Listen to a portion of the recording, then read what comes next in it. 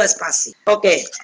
Baik, kita lihat pertama pada latar belakang ya. Mengapa Almen tertarik untuk melakukan penelitian tentang domba ekor gemuk ini dari aspek manfaat finansialnya? Silakan dijelaskan. Baik, terima kasih Ibu. Jadi saya tertarik untuk melakukan penelitian pada domba ekor gemuk ini dari aspek finansial.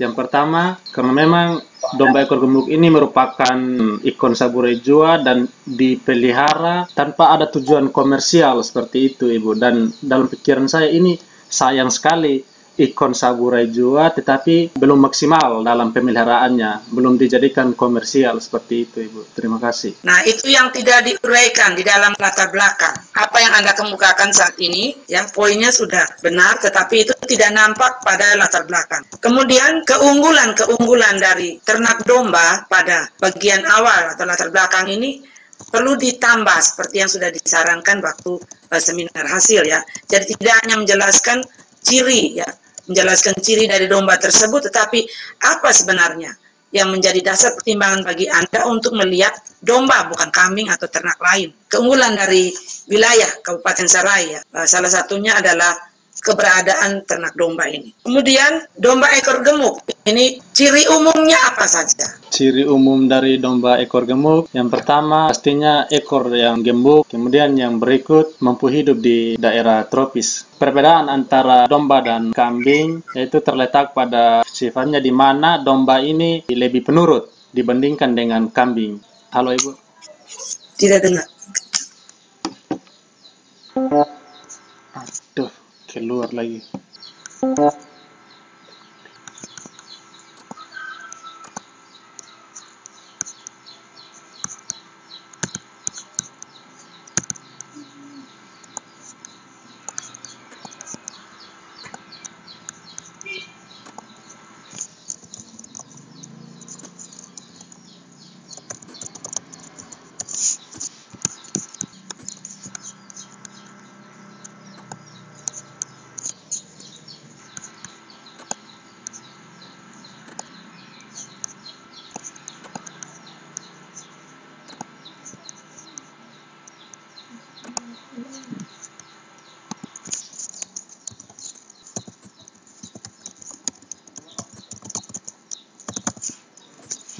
Saya tiba-tiba Baru Ibu Bos, ada pembicara kayaknya dia. Dia deki ini tiba-tiba Anda telah disingkirkan dari pertemuan. Jadi mungkin error atau apa tiba-tiba jadi dia kayaknya harus closing ulang, Mas. Almen harus keluar baru masuk lagi. sudah Ibu. Halo Ibu. Halo. Tadi tiba-tiba Anda dikeluarkan katanya tadi Ibu. Iya. Sama Ibu Ros juga begitu. Iya. Ibu Ros juga di lock out dari konferensi. Sama Ibu. Kemudian kita lihat pada metode penelitian. Coba Almen menguraikan ya, atau menjelaskan bagi kami semua di sini bagaimana penentuan lokasi ya, lokasi contoh sampai dengan teknik pengambilan sampel ya, ternaknya, respondennya.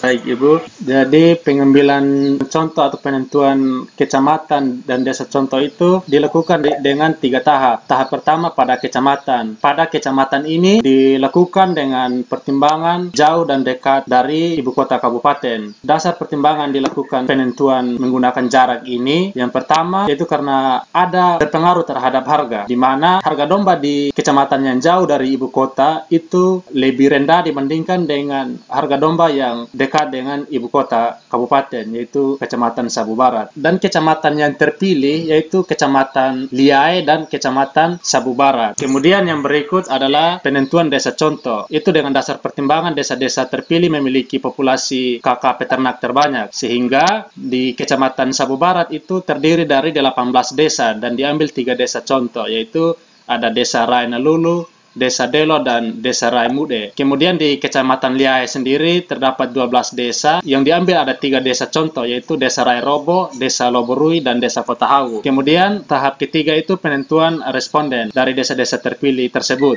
Itu dilakukan dengan acak non-proporsional sebanyak 15 orang dari setiap desa terpilih. Terima kasih Ibu. Ya, baik, berarti ada 90 ya, 90 responden yang Anda ambil ya sebagai contoh untuk dapat memperoleh data dan sebagainya. Kita lihat yang berikut. Untuk keperluan keperluan analisis pendapatan, Anda membedakan mana yang masuk pada biaya tetap dan mana yang dikelompokkan sebagai biaya variabel. Di dalam tabel 10 ada investasi, yaitu kandang dan peralatan, dan kemudian ada biaya tetap, ya, termasuk di dalamnya itu penyusutan kandang dan penyusutan peralatan. Coba jelaskan mengapa kandang dan peralatan itu menjadi bagian investasi di dalam perhitungan pendapatan usaha ternak domba, dan kemudian penyusutan kandang dan peralatan itu dimasukkan dalam atau diidentifikasikan sebagai biaya tetap. Bisa dipahami pertanyaan Ibu? Bisa, Ibu. Ya, silakan. Baik, terima kasih.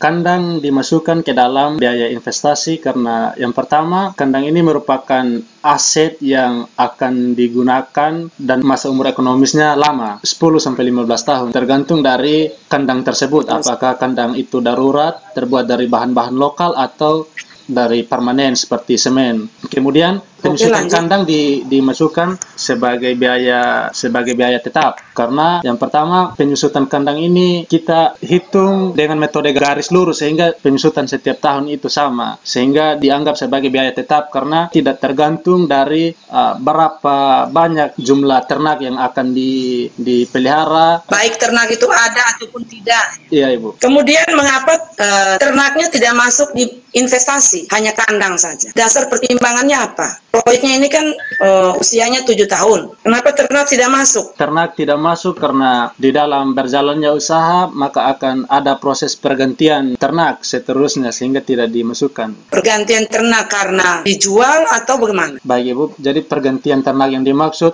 baik itu karena dijual, dikonsumsi maupun digunakan untuk adat sehingga bergulir terus dan tidak tetap. Karena itu tidak dimasukkan ke biaya tetap. Terima kasih, Ibu. Oke, baik ya.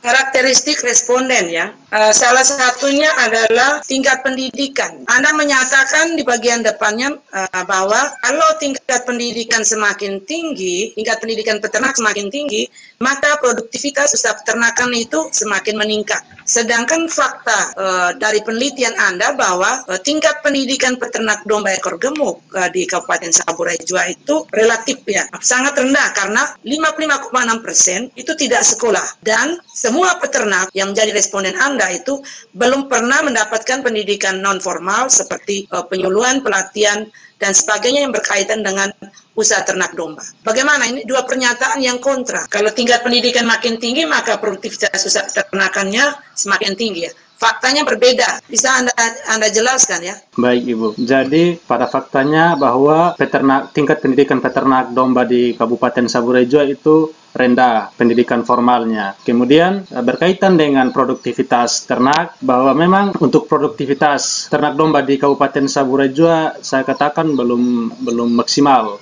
Karena yang pertama dilihat dari sistem pemeliharaannya masih menggunakan cara lama, belum ada pemikiran untuk menjadikan usaha ternak ini sebagai komersial, sebagai pendapatan utama yang dapat menunjang. Oke.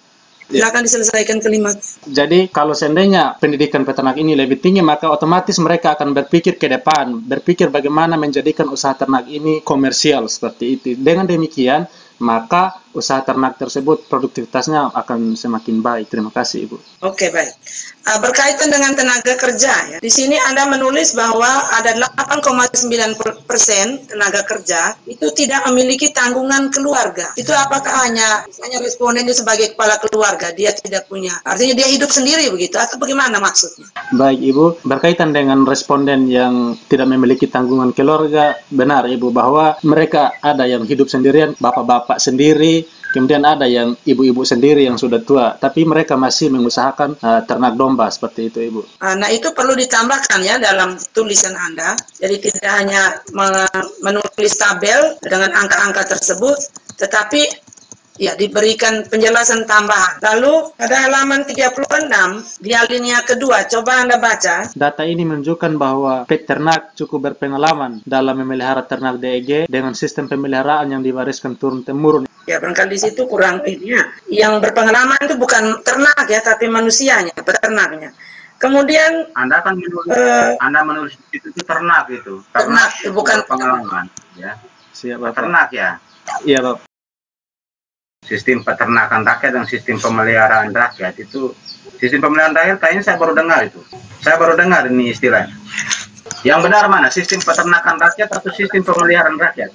Sistem peternakan rakyat, Bapak. Kalau sistem pemeliharaan rakyat berarti konotasinya memelihara rakyat. Kalau sistem peternakan rakyat berarti pemeliharaan sistem peternakan rakyat berarti pemeliharaan ternak yang dilaksanakan oleh rakyat-rakyat, gitu kan?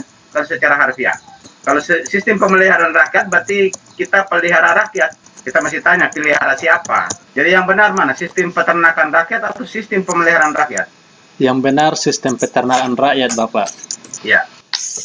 Baik, dalam penjelasan Anda di dalam tulisan ini, Anda menyatakan bahwa sistem peternakan domba ya sistem usaha beternak domba di Kabupaten Sabu Raijua itu masuk dalam sistem ekstensif tradisional. Alasannya karena diwariskan oleh orang tua secara turun-temurun. Apa kriteria itu yang termasuk yang dapat kita kategorikan sebagai ciri dari sistem peternakan ekstensif tradisional, atau ada ciri lain sehingga kita bisa mengidentifikasi bahwa ternak domba yang kemudian dijalankan di Sabu Raijua ini masih bersifat ekstensif tradisional? Baik, Ibu, ada ciri lain. Yang pertama, ciri dari ekstensif tradisional pada usaha ternak domba di Kabupaten Sabu Raijua, di mana peternak mengembalakan domba pada pagi hari, kemudian dilepas di padang. Selanjutnya pada sore hari peternak menjemput domba tersebut untuk kembali ke kandang. Dari sistem manajemen pakan, peternak mengembalakan domba di padang luas, kemudian jika di situ tersedia pakan tambahan seperti lamtoro, turi, mereka akan potong dan berikan kepada ternak. Peternak tidak belum peduli dengan gizi, dengan kepenuhan gizi dari ternak tersebut. Apakah cuma gizi saja? Gizi dan kuantitasnya, Bapak. Ya. Kalau dilihat dari sistem perkawinan belum maksimal karena peternak belum manajemen kapan ternak ini dikawinkan untuk diproses lebih lanjut, tetapi dibiarkan begitu saja sehingga dari ternak itu sendiri kapan mau kawin itu tidak dikontrol oleh peternak. Baik, yang berikut di hasil penelitian Anda ini menggunakan